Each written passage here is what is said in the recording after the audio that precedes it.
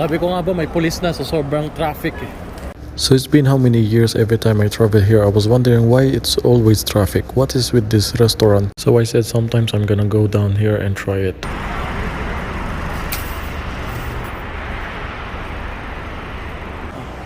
Assalamualaikum.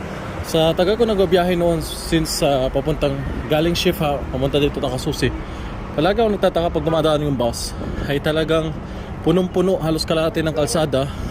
Binablock ng mga kotse nagpa-park dito. At minsan pa nga may mga pulis na nagtataka ako anong meron sa shawarma na ito. Anong pinipilahan nila. Curious ako at saan dito sa dalawa. Magkatabi kasi ito eh.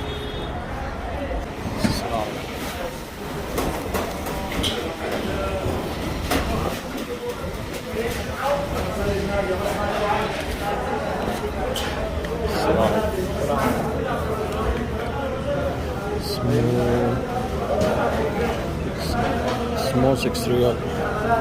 So lahat ito shy pero iba-ibang klase. Brown shy, may dark lemon.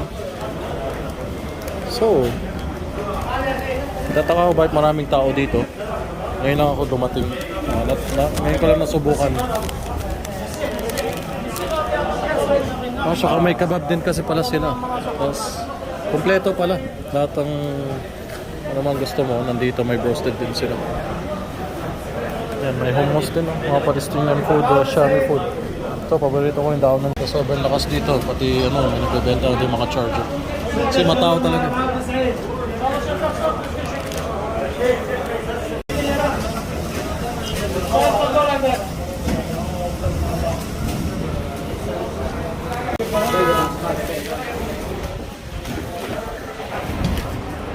Sabi ko nga ba may pulis na sa sobrang traffic eh.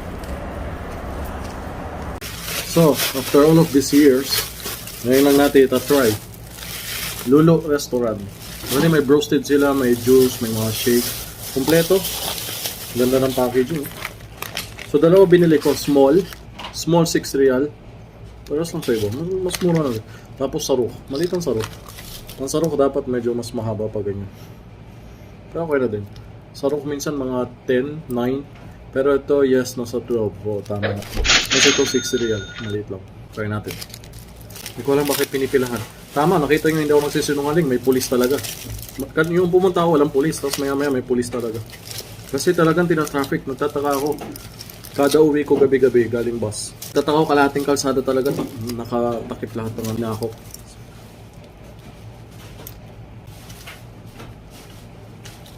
Masarap na maliit yung tinapay. Thank you for watching. Don't forget to like, share and subscribe to Ibrahim KZ.